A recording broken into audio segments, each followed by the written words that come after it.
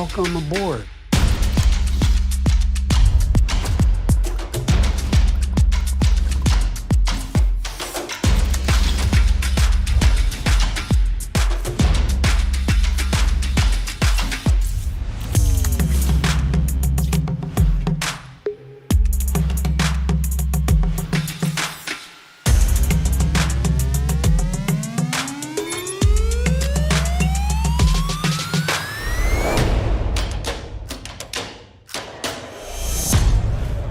Please welcome to the stage me, host and editor of One Big Thing, Nyla Boodoo.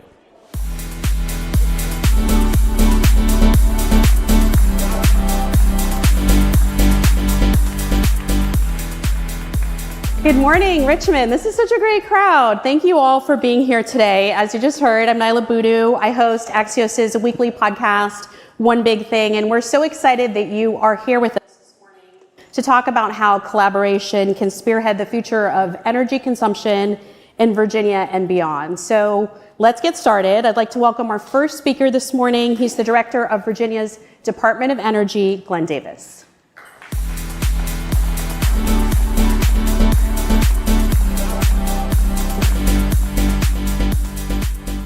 Good morning. Thank you for being here. Thanks for having me. So let's start with the Axios by the numbers when we think about energy demands for Virginia. So by the numbers, natural gas accounted for 54% of in-state electricity net generation. Nuclear power was about 31%, and renewables about 11%. About 11%, yep. So what's your overall goal for what you want that balance to look like over the next decade? Well, over the next decade, the governor's goal is to really bring about small modular reactors. We are seeing the largest growth demand in energy of any state in the nation. It was anticipated a few years ago, our growth demand would be 1% to 2% year over year. Now it's 5.6% year over year. So we've got to bring on technology and innovation to help cover the gap period as we grow, to get to the point where we can have the small modular reactors really pick up that significant amount of clean energy we're going to need as we continue to grow that demand. Right. As we look ahead and think about natural gas production, Virginia's Clean Economy Act establishes 100% renewables by 2045 for Dominion. Is it 2050 for APCO? It is. So we always joke that we can't do an Axios event without talking about AI. Right. But the reason I want to ask you about that is because of the vast data centers that are needed to power AI. The Wall Street Journal has called Northern Virginia's data center alley ground zero for this. Do you think data centers may be the biggest obstacle to achieving these green energy goals that the state has set? Well, I wouldn't say it's an obstacle. Data centers are probably the biggest opportunity for Virginia from an economic opportunity, right? Virginia is the data center capital of the world, and we intend to stay that way. And to do so, we have to make sure that we meet the energy demands. Now, that is true, that data centers are a large portion of that 5% year-over-year growth. AI is only going to add to that. So we've got to make sure that we bring the energy demand. Some of the innovation we're seeing and the conversations we're having are large hyperscale data center entities that are willing to bring an SMR or power generation via gas behind the meter, kind of a bring your own power, a BYOP thing, to the table, where they can actually supply power without having to pull it on the grid and put more stress on it. So from a Virginia Department of Energy standpoint, what do you want big tech to bring to this conversation? And because obviously they're the ones that are kind of using all of this energy. Bring big tech. So big tech. So we want big tech to come here, and AI can actually help solve a lot of some of the challenges we have. One of the biggest challenges that we face is interconnection with PJQ, right? The regional transmission operator, getting our power generation facilities online quicker to start feeding this grid. AI can help with that tremendously. Additionally, the tech companies, as they come, Google, Microsoft, have joined with Nucor, one of the largest steel manufacturers in the world, to aggregate their demand to help bring about new power generation initiatives. By aggregating demand, being willing to pay over market rates. So they put out an RFI, I guess about a month and a half ago, and they're down selecting to bring some of this new innovation into the PJM market, and hopefully Virginia, so we can start developing some of this. So is the hope that pay over market rate will help create enough power generation that can still be renewable versus fossil fuel? Well, overmarket rate is important because of the first of a kind concept. As we all know, that first of a kind of anything, that prototype is always more expensive than once you have the supply chain built out. And when you start looking at things like small modular reactors, we know that first of a kind is going to cost a lot more than what we call nth of a kind. When you've got a supply book of, let's say, an order book of 5 or 6 reactors, now supply chain starts building and it gets a lot less expensive. So I wanted to take a look at some of the other pieces when we're talking about renewable. Virginia was just awarded $156 million in the Solar for All. That money's coming through next year. What's the plan there? So we got a grant for $156 million. It allows solar to be put on single-family and multifamily residences with a focus on underserved communities to supply solar power to them. The requirement is that the facilities that supply that or the projects on the homes have to reduce the bill at least 20%. Okay. So it goes right in line with the governor. For the governor, it's about affordable, reliable, innovative power, and that gives us that affordable piece on there. So I wanted to ask you about how you sort of balance the needs of the state and thinking about the broader possibility of a party change in Washington. We know former President Trump in Project 2025, which is sort of a plan for his first few days in office, has been very forthcoming about the changes that they expect to enact immediately. And among them is transitioning nuclear energy support to the private sector. And just thinking about that as a possibility, I wanted to ask you how important government support of nuclear energy has been to Virginia. Well, I think government support and a focus on it has been important. Getting the messaging out there is important. The financial support obviously always helps, but there are entities out there, and Virginia's talking to a couple of them, that don't need additional federal dollars to bring about an SMR at a facility. They need an off-taker that's willing to pay the cost of electricity for that first of a kind to be able to put it into reality. And data centers are prime for that because they have a lot greater or higher price elasticity than a typical, let's say a typical industry would. So they're able to pay a little bit more for that energy, which allows SMRs to become a reality, and a couple of them don't need any more financial support. So, it could help some, but at this point, I think we're on a good pace to get some already into place. So am I right in saying, it sounds like you're saying it doesn't necessarily make a difference for Virginia if it's private energy versus government? Well, it's always going to be private entities bringing it to the table. Sure. Whether there's federal funding there, right. We're going to get it regardless. There's a lot of money coming down. The governor's been very clear. We're going to compete to win, and we're going to bring back as much of Virginia taxpayer dollars as we can to create a reliable and affordable grid in Virginia, as long as that money is up there. But that's not what we're relying on. I mean, if the money's there, we're if and when that money starts to shut off, we've already got a plan to continue forward and make sure that we have a reliable and affordable grid for Virginians. Mm-hmm. Do you feel like nuclear energy kind of gets lost sometimes in this conversation as when we're talking about, I feel like from just a general societal standpoint, I want to give you a minute to just sort of give a pitch to nuclear, because I know this is such an important part of Virginia's plan. Well, that's the one bipartisan piece of all this. Mm-hmm. If you look at a D.C., whether it's the president, the head of the Department of Energy, various Republican, Democratic governors, everyone has said that nuclear energy is the way we have clean energy across our Commonwealth, across the nation. It is the key to reliable, affordable, energy grids. And so, a number of states are looking to move forward on that, and we need it. That really is, I don't want to call it the silver bullet, but it's pretty close to that silver bullet. Where I think sometimes it gets lost a little bit is because of the demand we're seeing, we've got to get to that point. SMRs are about 10 years away still from having that first SMR. And when you see the growth in energy demand at 5% plus year over year, you're going to have a gap in there around years 4 through 8, 4 through 9 that you're going to have to continue to fill. And the question is, how do you fill that until I can get to an SMR facility?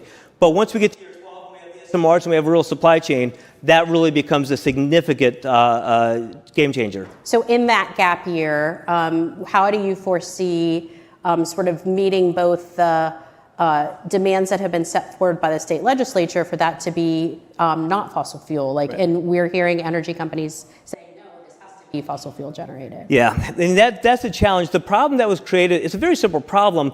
Virginians, like all Americans, we like more technology, more TVs in the house. We like internet access and all this, so we have a greater demand on energy. At the same time, some politicians cut supply, and that gets to be a problem, right? And so how do we solve that? And the conversation, I believe, is having more conversations around natural gas. The head of the U.S. Department of Energy came out recently and said that natural gas will be used well beyond 2050. And I believe, and this governor believes, that they're 100% right. And so we have to have that conversation in Virginia, because wind is great, solar is inexpensive, but when the wind's not blowing and the sun's not shining, you still want your lights to come on. And if we're not using coal, what is baseload power? What is the power that is guaranteed to be there 24/7? And that's natural gas. And so there are conversations being had in Virginia of, can we put more focus on helping clean the natural gas scenario, and the industry is already hitting there, as opposed to an outright ban in 2045 or 2050, like you mentioned. Mm-hmm. You were previously in the State House. Oh, yes. We're here in the state capitol. What's your message to state lawmakers now that you're on sort of the other side, being in the Department of Energy, as they're thinking about crafting these laws? It's all about the data. It's when the Virginia Clean Economy Act was passed, the people that passed it, they were friends of mine, and we disagreed on a lot of things, right? But they had good intentions. They wanted a clean energy economy, and we can all appreciate that. But there wasn't the data there, and they thought we're looking at a 1% to 2% year-over-year growth. We're at 5.6, and whenever the data changes, you have to make a new decision. And that's where we find ourselves. And there are Republican and Democrat legislators right now having these conversations, because ultimately we may want a good soundbite, but having walked the state of Virginia many times and knocked on a lot of doors, Republicans and Democrats, we may disagree where we want our energy from. We may disagree on what we think we should retire. We all agree on one thing. When we hit that light switch, we want the lights to come on. Mm-hmm. And so we have to get to that solution. Of course, we're talking about all of this because we are thinking about greenhouse gas emissions, the climate. I wanted to ask you about energy resiliency, especially when we talk about extreme weather events. Mm-hmm. I was just, I have family in Michigan. I was just looking at sort of like all the really horrific tornadoes that were happening across the Midwest yesterday. What keeps you up at night thinking about the grid in Virginia, in particular when it comes to extreme weather events? So what keeps me up at night is the fact of realizing that we are not self-sufficient. We are a member of PJM. PJM is 13 states north of Virginia, well, very, very small part of North Carolina, and Washington, D.C. We do not create enough power in Virginia for our needs in Virginia. We get some of our power off that regional grid from other states, and we share as needs happen. If a large northeaster comes through or a winter storm comes through, and we're tied to the northern states, chances are if we get hit hard, they get hit hard. Where does our power come from? Can we survive without having rolling blackouts, or blackouts in general, a Texas-type storm? And that's what keeps me and my agency up at night. Mm-hmm. And the governor and the chief of staff, when we talk about the challenge we have, it's that Virginia is not in a vacuum, that we're relying on on decisions made by other states. You see other states get rid of baseload power. We can't have 13 states thinking that solar and wind's going to solve everything for us. So we've got to work and make sure that we understand the threats across this regional transmission grid. Mm-hmm. I mean, part of today is talking about collaboration. Do you feel like there's enough collaboration between states? This has sort of always traditionally been a problem, right? You share a grid, but not necessarily like an infrastructure for speaking to each other. Do you feel like that exists? There's more collaboration coming around now. Okay. If you take it back a decade, I just started in the General Assembly, but I don't perceive that these conversations were being had a decade ago. We're at a different place now. We're seeing grids being stressed out, and we're seeing situations where we're losing baseload power. And that's causing, I think, more collaboration among states inside of these regional grids. So one last question for you. You're from Virginia Beach. Yes. You and I were talking before about coastal level sea rise. I just want to end by asking how you feel Virginia state government, the Department of Energy, but in general, is sufficiently positioned to help local municipalities deal with climate resiliency and problems. So a couple of things. The government under the prior administrations and this administration has put significant money into sea level rise and modeling and flooding. I spent 5 years on Virginia Beach City Council before going into the state legislature, and one thing we realized when you see sea level rise is real, it's a readiness issue for the military down there, but when you see flooding, a lot of the reason for the flooding isn't just sea level rise. If you go into an area and you look at the water and sewage infrastructure, and you realize what density of housing that was built for, and you realize you're double and triple that. And then you realize that those pipes haven't been cleaned in some cases 30 years. So we cleaned our pipes in Virginia Beach, our sewer infrastructure. Some of them were clogged 40%. It's amazing what you actually see down in your sewer system, right? So a lot of the flooding that we see in a lot of these urban areas isn't necessarily because of sea level rise. It's because we have overbuilt for the water and sewage system that we created. And, concrete and asphalt doesn't absorb water. It runs off into what it can find. And what it can find is your front yard. So Always comes back to infrastructure. Yes, it does. We have to end with that. Glenn Davis, Director of Virginia's Department of Energy, thank you so much. Thank you for having me. I appreciate it. Yeah, thank you very much.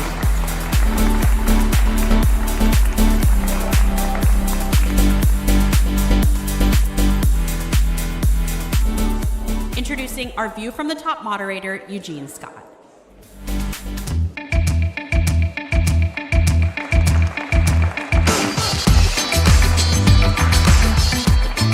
Good morning. I'm Eugene Scott. I'm a former politics reporter with Axios Media. I've recently joined the Axios Live events team, that's a View from the Top moderator, to have conversations with our sponsors about many of the issues and topics that matter most to our guests. So without further ado, I would like to thank Shell for sponsoring today's event, making it possible. And now I'm excited to welcome our next guest for a View from the Top segment. Welcome the President of Shell Energy, Glenn Wright.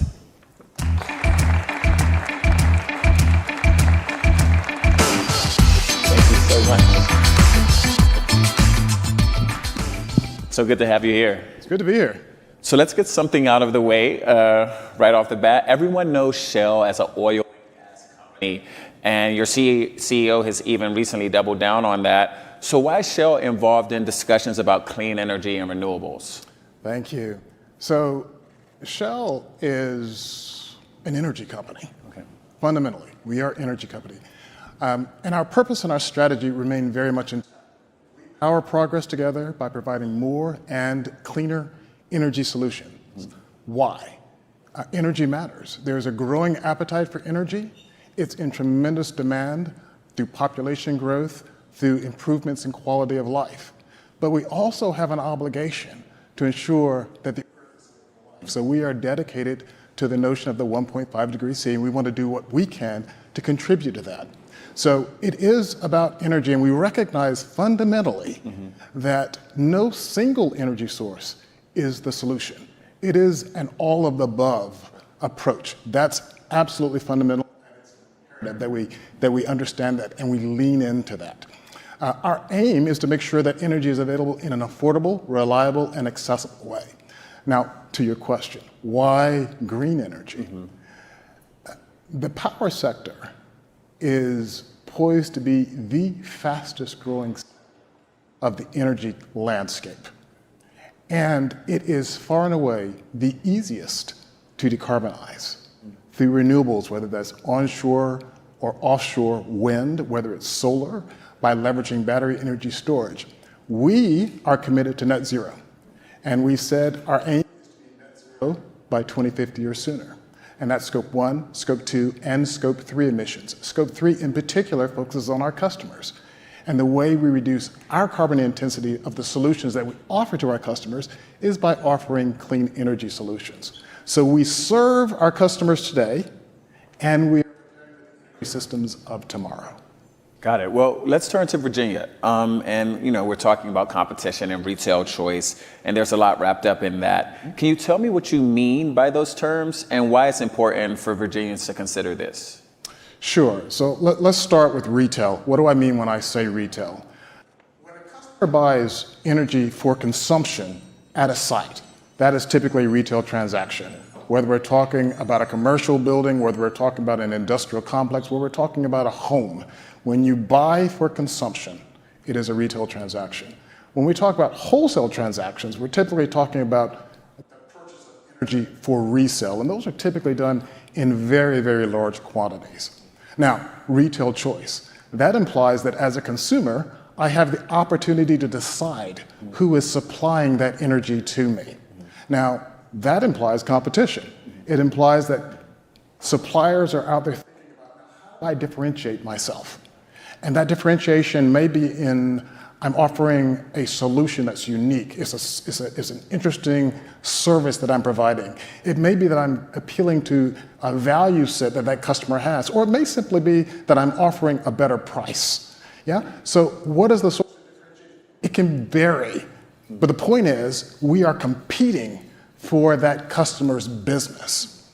And to be clear, I think it's imperative that we understand that investor-owned utilities do a fantastic job of providing energy today. It's reliable, it's secure.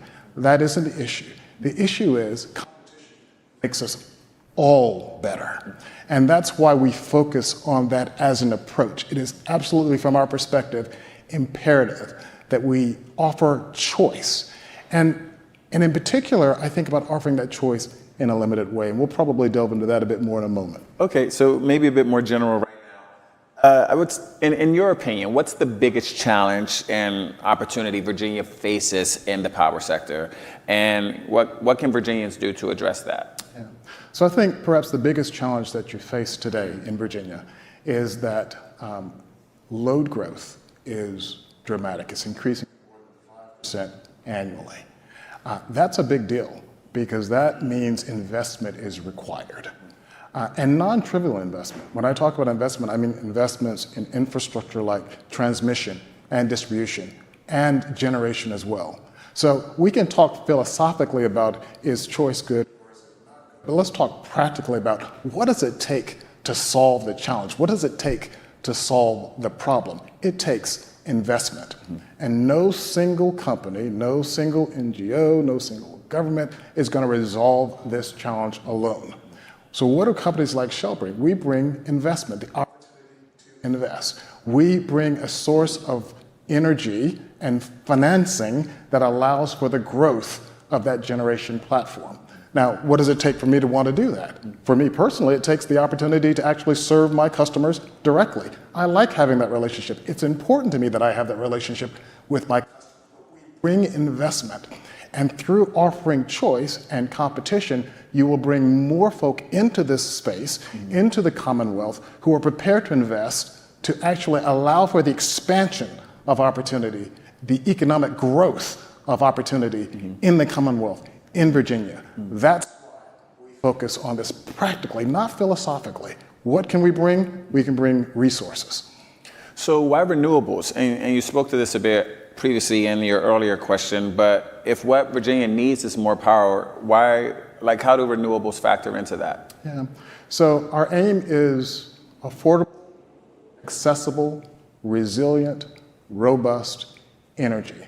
And as I said a moment ago, it's imperative that we consider all of the above. There is no silver bullet. We need all of the above. But we're talking about energy and decarbonization. So renewables are clean, our source of clean energy. And that's fundamentally why we talk about renewables. As I said, from our perspective, from a Shell perspective, we say, look, this is a way for us to reduce the intensity of our offerings. It's a way to provide energy that is right for the Commonwealth and that is clean, that helps to achieve the Virginia clean economy. Renewable generation, storage, and renewable portfolio extent. This helps to address those concerns. So that's really why we're talking renewables. Now, again, I recognize, and you heard Glenn previously state, the director state previously, the wind does not constantly blow, the sun doesn't always shine, and as a consequence, renewables alone are not the solution.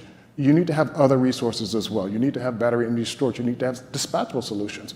You need to have small modular reactors. You need to have all of these things because it's a portfolio of solutions that really delivers the outcome. When I think about my business broadly, I often ask myself, if I want to provide a particular offering to a customer, what does it take to do that? And I say, well, I might need X amount of wind, I might need Y amount of solar, I need Z amount of storage, I need a little bit of gas-fired generation, and this portfolio allows me to offer a specific solution to that specific customer. So renewables are part of that portfolio. And currently, what would you say is the state of play Virginia is? Well, I think Virginians want choice. And today the reality is that while there is some access to choice, it is very restricted. Legislatively, regulatorily, it is very, very restricted. So in the ideal world, we say, look, we're going to offer you more solutions, resource, we're going to offer investment, and we're going to offer you a choice. And again, I go back to, we have to be thoughtful about how we do that choice, right? We have to be thoughtful in the following sense. The reality is that the investor-owned utilities, they have resources that are deployed. We want to avoid stranded costs. We have to think about how do you transition in a way that's do it in a way that is productive. We think that everybody in the system, all players in the systems, can be winners. For instance, if more of the resource of the investor-owned utilities goes into distribution and into transmission, it creates space for generators to come in. So it's a solution one plays. And I think that's really, really critical. We're thinking about how do we create winners for everyone, including, obviously, the citizens of the community here in the Commonwealth. The last thing I would say is that because of the growth that we anticipate, we know that prices are likely accordingly. There isn't a specific solution to it. And I learned only yesterday, it was interesting to learn that there are certain industrials who are saying, I'm looking to leave because I expect prices will be higher in future than they are today. And that's not the outcome that anyone wants. We want expansion, we want growth, and therefore we need investment. Well, Glenn, we're out of time. We'll leave it there. Thank you so much to you and Shell for joining us and sponsoring today's event. Thank you. Awesome.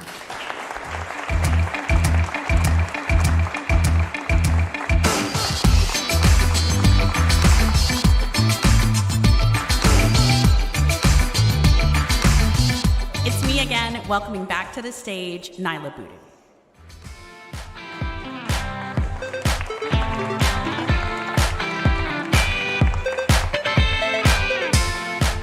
Hello again. Let's continue the conversation with our next guest this morning.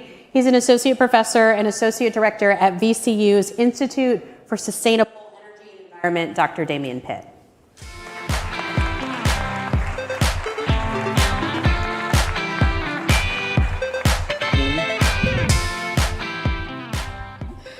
Dr. Pitt, thanks for being with us. Thank you. So I was just on stage talking about just the general landscape of as we think about energy consumption demand, how we're meeting that.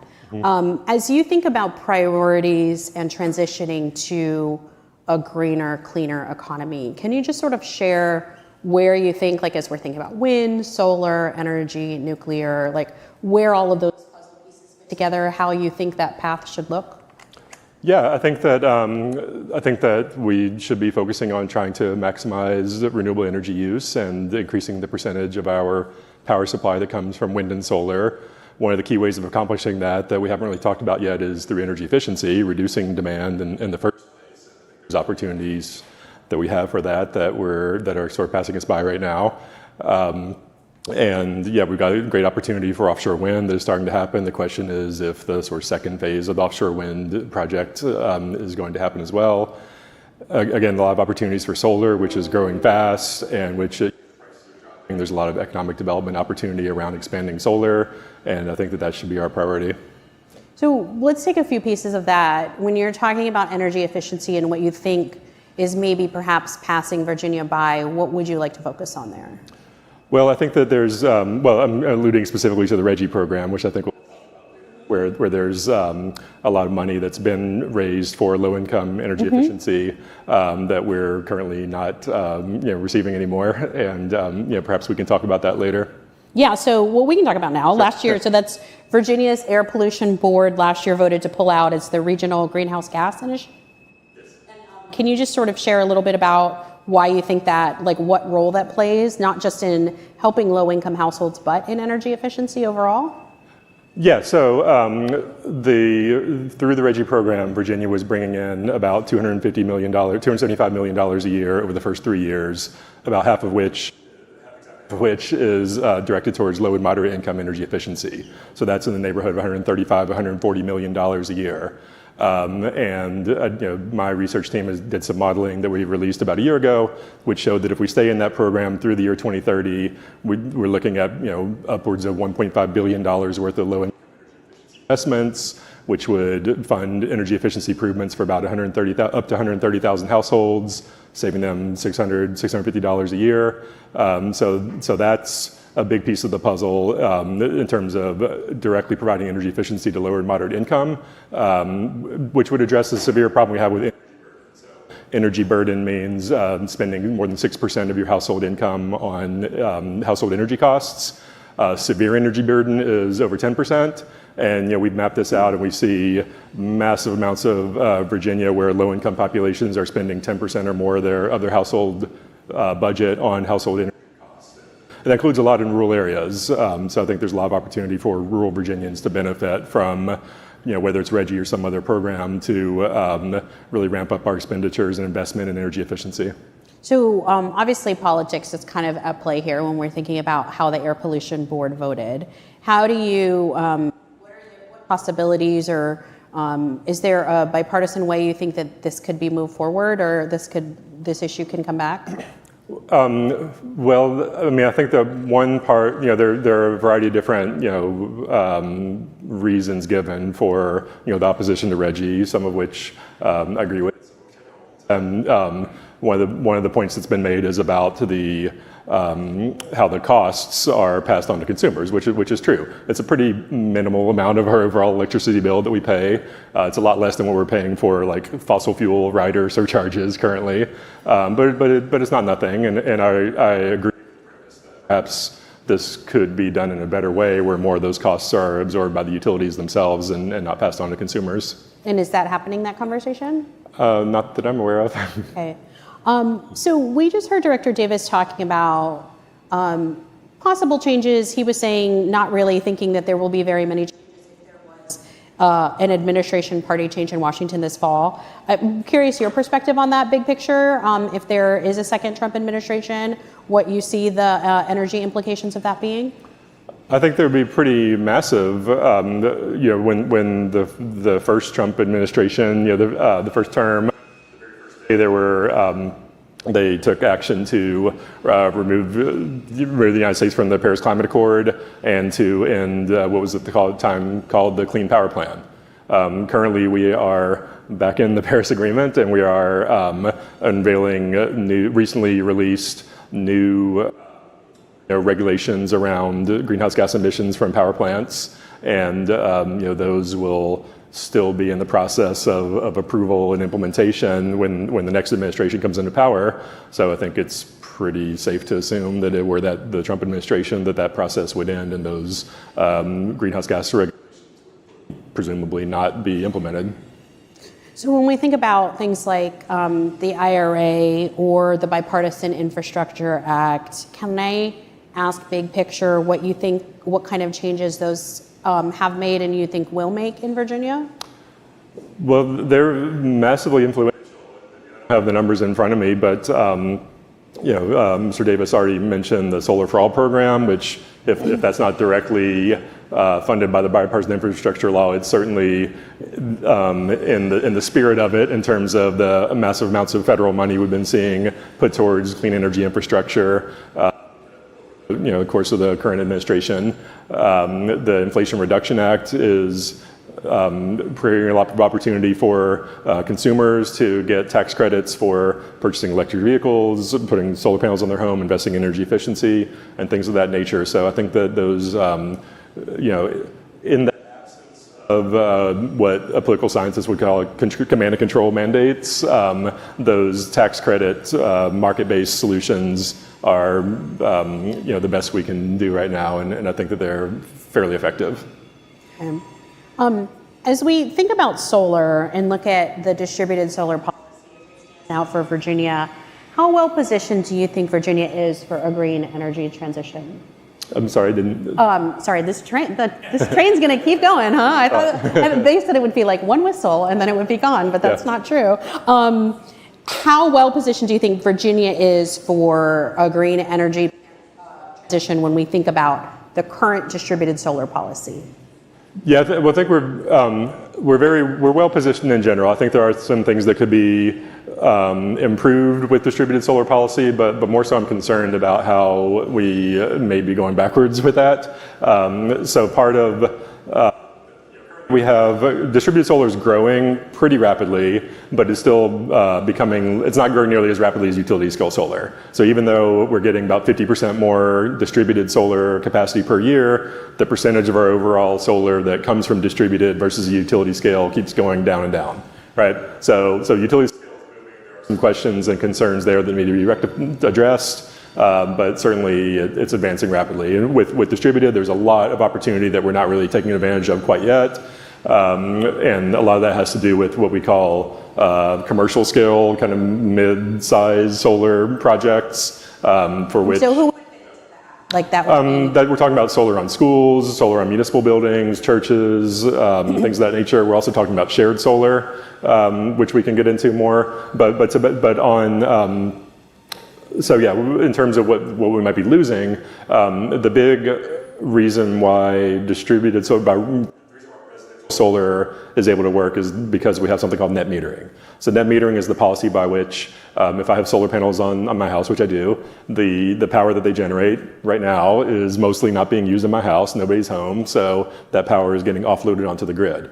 Under net metering, we get a full retail rate credit for all that electricity that we put onto the grid. So effectively, as far as the cost effectiveness of rooftop solar is, I'm taking advantage of everything that's being produced. I'm getting money back for everything that's being produced, right? Now, the electric utilities have always had some concerns about net metering, some of which I think are valid and have been experienced in places like California and Hawaii, where distributed rooftop solar has grown extremely rapidly. But those concerns are largely premature in a place like Virginia, where it's still only accounting for about 0.3% of our total electricity sales, right? So what we need, anyway, there's a process that's about to go underway at the State Corporation Commission level that is going to reevaluate net metering, right? And there's a potential, if that process goes the way that I suspect the utilities will want it to go, that we will end up with a less favorable market for residential solar. So what do you want this crowd to know about net metering then, like in terms of how important it is? Well, currently under net metering, the cost effectiveness of solar for a homeowner is a function of how sunny is the location where you're going to be putting up the panels, right? And what is the retail rate of electricity that you're paying, right? So if I'm in Virginia, I'm saving 12 cents per kilowatt hour on the electricity that my panels produce. In other states, it's more or less, right? The way the dynamics work out in Virginia is that, in my observation, residential solar is largely cost neutral. You can kind of look at it and say, oh, I'm saving money, or you can look at it and say, I'm losing a little bit of money, depending on what you're assuming and how you're kind of framing the analysis. It's basically cost neutral. But if net metering goes away, or if it results in some sort of compensation structure where we're getting less than the retail rate for the electricity that our panels produce, then that cost effectiveness is going to become quite unfavorable, and that could be a big concern. Today is visiting a data center. We were talking about this earlier, the idea of the enormous amount of electricity that is needed as we think about a transition into artificial intelligence. That's a big part of what we're seeing for energy demand in Virginia. As I said earlier, there's concern that has to be filled perhaps with fossil fuels. And I'm curious your thoughts on that. And as we think about energy demand, like what your thoughts are when energy company or utility companies say, well, this is what we have. This is what we have to use. Well, I mean, clearly the data centers is driving up demand for electricity, right? And I think it's roughly 25% of electricity sales or consumption in Virginia now is from data centers. And that will presumably continue to rise as data centers continue to be built. Now, I think that part of the question needs to be a real sort of reflection analysis about the role of AI should be in society, and whether we should continue, like, to what degree do we want AI to be, to what degree do we want to rely on AI for our society, right? But in any case, clearly some of that's happening, and data centers are going to be needed, and it's going to. So we need to figure that puts all the more pressure on us to figure out ways to maximize energy efficiency, maximize distributed solar use, offshore wind, utility scale solar, and all these different types of generation sources in order to be able to account for all of our demand, including data centers and electric vehicles. So as we're talking about collaboration today, I wanted to end by just asking you about energy efficiency is something you've talked a lot about. What, to your mind, do we need to see better collaboration on when it comes to energy efficiency, both at the individual and sort of the corporate level? Collaboration on energy efficiency? Well, I would say it's not unique to energy efficiency. I think that a fair amount of collaboration does happen. We have tons of working groups looking at every single niche issue related to energy policy. We have lobbyists, for lack of a better term, from environmental groups, clean energy groups, utilities, local governments that are all working together in various ways to try to hash out and negotiate and come to compromise. I think that largely happens, but where we're not really at yet is at a point of shared understanding about what our ultimate goals are. Now, are we actually trying to hit net zero greenhouse gas emissions by the year 2050? Is that a priority? Is that something we're willing to potentially make sacrifices for, or change the way that our energy system operates in order to be able to meet that objective? It doesn't seem that we're really all on the same page about that, and if that is not the case, then we're going to continue to struggle to find compromises that would reach those goals. Where do you think we should be with that? Just your personal opinion. I think that climate change is an existential crisis, and it's also, and we need to transform our energy system in order to achieve net zero greenhouse gas emissions so that we can avoid the future climate change scenarios, right? But I also think that there's a lot of opportunity. I think there's an opportunity to do that in ways that are cost effective, that result in better technology, better types of vehicles, energy efficiency that also has benefits for home health and things of that nature. So I think that there's a lot of it should be looked at as a positive thing, an opportunity to transform our society in a positive way for the next centuries and millennia, not as some sort of burden that we have to bear. Dr. Thank you.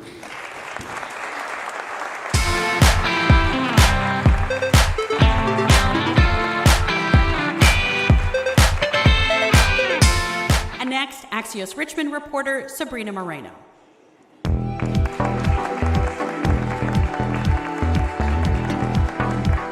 Hi everyone, thanks so much for being here today. Thanks for being here today. My name's Sabrina Moreno and I'm a reporter for Axios Richmond, and I have the honor of welcoming Richmond's Director for the Office of Sustainability, Laura Thomas.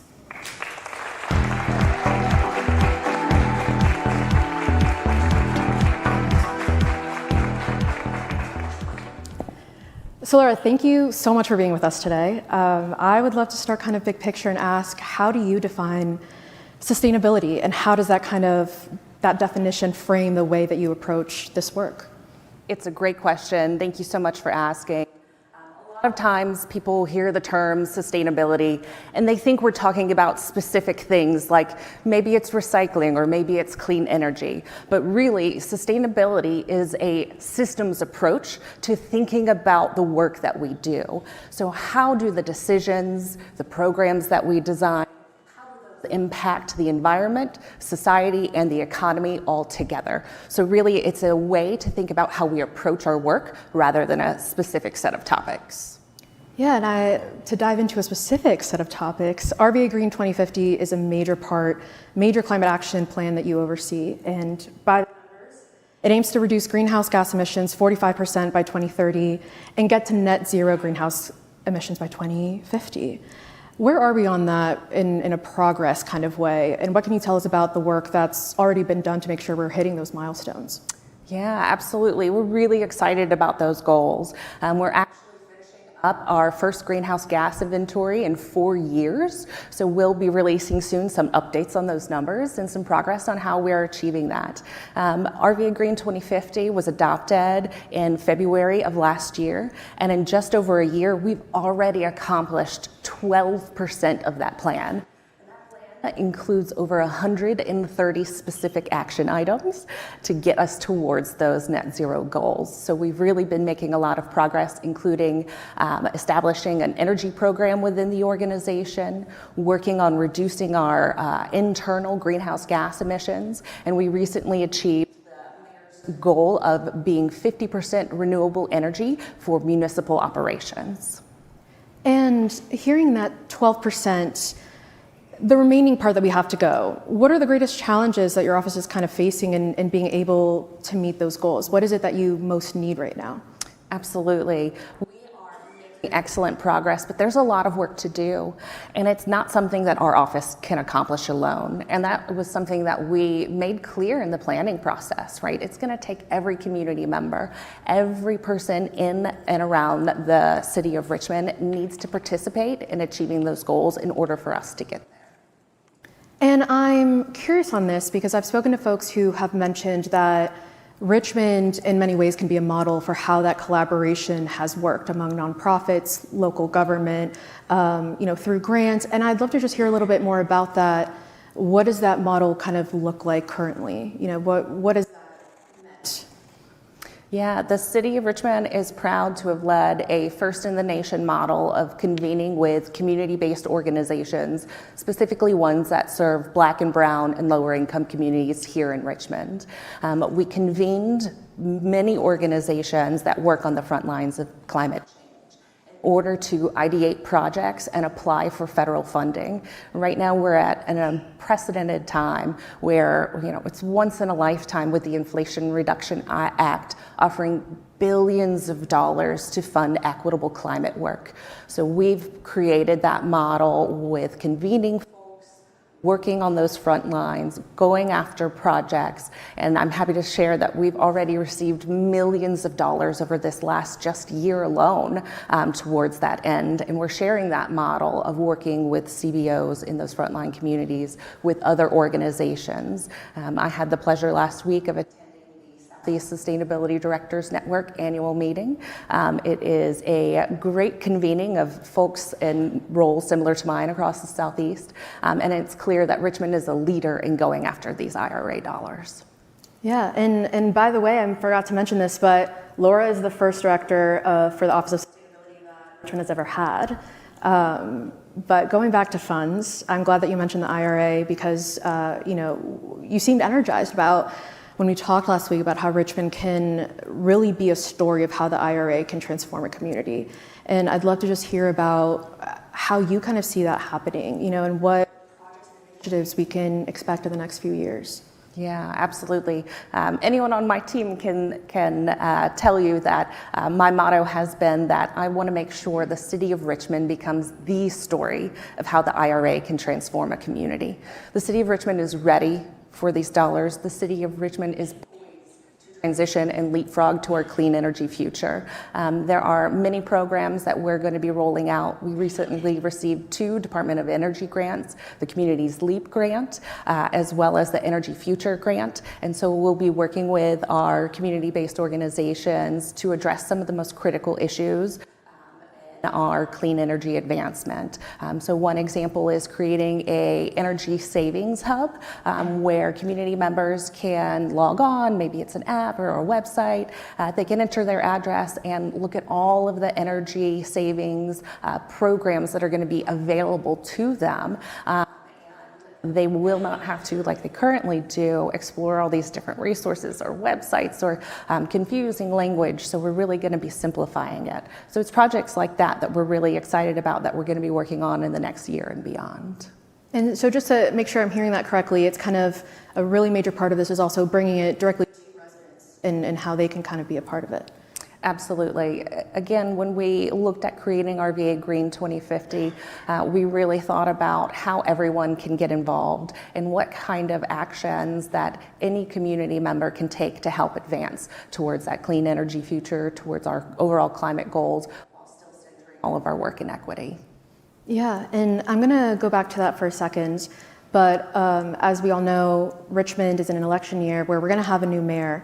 And that makes me think of sustainability in another way. So what can you tell us about maybe what's needed to be able to sustain the work that you're already doing, maybe expand upon it, regardless of administration change, just to make sure that we're staying on track for those goals? Yeah, absolutely. At the end of the day, our work continues, and we're so thrilled that we have this really great framework and strategic plan for how to move the work forward. We have several action items that we'll be working on this year and continuing into next. And then we have action items in our plan to continue us through 2030 and beyond. So the work that we're going to do will persist, and it is clearly laid out what the community has asked of us and how we are going to collaborate forward. And one last question before we end on a little bit more of a fun note. I want to talk about equity for a second. That's also a major part of Richmond's climate action plan, and we've seen how Richmond's history very much informs the present, what those disparities look like, especially as climate change is expected to worsen. What specific strategies are in place to ensure that those benefits that we've been talking about are equitable and accessible to those communities that your office is trying to help as well? Yeah, it's a great question and so important. And I'm really happy to say that, again, the city of Richmond is really a leader in this equity-centered work, especially in the Southeast. So we're so excited to be recognized for that and to really be leading the charge here in the state and in the Southeast. We have tools that our team uses on a regular basis, including an equity framework that helps us ask the right questions before maybe starting a project or a new program. We also have our climate equity index, which has many, many social vulnerabilities baked into it, and it's a map of where the front lines of climate change are in our community, so we can explore where our work should be and make sure that we're focusing our efforts and prioritizing those communities. A great example is forestry grant that we recently received. It's $6 million for black and brown led urban greening. So we'll be working in the Justice 40 census tracts in the city of Richmond to make sure that that urban greening is specifically benefiting those folks. And quick question on this. You mentioned when we started off about that sustainability definition that sometimes people think it's just this and this. And I'm curious how urban greening ties into this conversation about clean energy and renewable energy, and maybe ways that people might not immediately connect. Absolutely. So urban greening is so critical to healthy outcomes for our community members.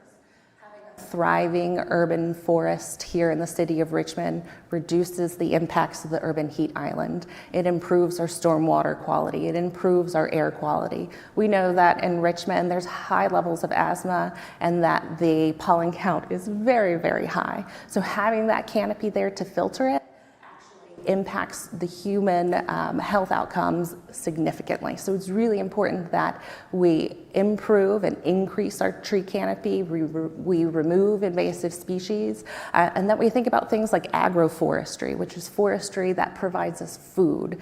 Food is such a critical part of having a healthy community, and if we can provide fresh fruits and vegetables that are healthy and organic to our community members, we're really advancing that equity work. Yeah, and classic journalist thing to do, you say it's the last question and then another one pops in. So what solutions from your office look like when we're talking about things like the heat island effect, which are long-standing issues, and places like Gilpin Court could be 15 degrees hotter than wealthier parts of the neighborhood.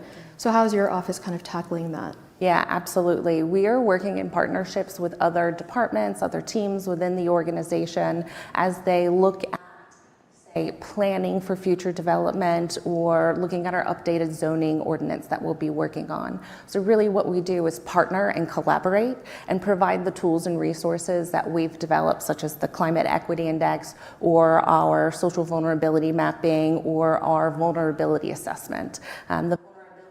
For example, shows where critical city assets are and how vulnerable they are to things like the urban heat island or to flooding. And so when we are making planning decisions, we know what's at the highest risk and what may be at lower risk. So through those partnerships, collaborations, and through will really able to help the whole organization think about climate change, think about these different impacts, and that connectivity across the social, the environmental, and the financial. Yeah, and as promised, we're gonna end on one fun thing, and my question to you is, what is your favorite takeout spot in Richmond? Oh, okay. Favorite takeout spot in Richmond. I am so glad they just reopened. Yum V's To Go, if you haven't been, is a great vegan spot that just opened up a little past Scott's Addition here in Richmond, so check it out. I absolutely will. My offering is Tulsi in Carytown. Their paneer tikka masala Well, anyway, we are out of time, so we will leave it there. But thank you so much for joining us. And thank you for everybody in the audience who showed up, everybody on the live stream. A shameless plug here to subscribe to Axios Richmond at axios.com/Richmond. You will see me and my author Carrie Pfeiffer weekdays, Monday through Friday. And the best part is that it is free. Got to plug that in. But thank you so much, and I hope you all have a great rest of your day.